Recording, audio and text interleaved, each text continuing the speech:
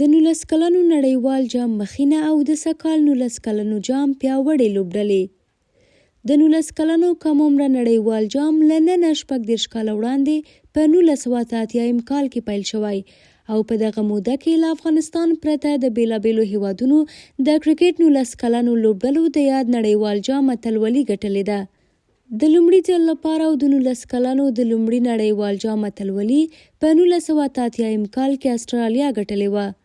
له 1983 کال را په دې خوا تر اوسه د 19 کلنو 14 نړیوال جامونه ترسره شوي او د 2024 کال نړیوال جام په راتلونکو 2 ورځو کې د جنورۍ په 19مه پیلیږي چې د فبرورۍ په 11مه به پای ته ورسیږي.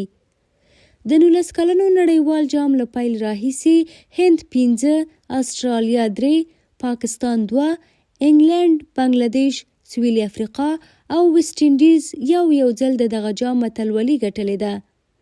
د سږ کال نړیوال جام ګډون کوونکو لوبډلو له وړاندې خپلې لوبډلې اعلان کړي او وار د مخه یې د اتلولۍ ګټلو لپاره تابعاوې کړي. هغه لوبډلې چې د یاد جام نیمه پای لوبې ته د وتلو احتمال ډیر دی او هڅه کوي چې اتلولي وګټي د استرالیا، هند، پاکستان او سویلي افریقا لوبډلې دي.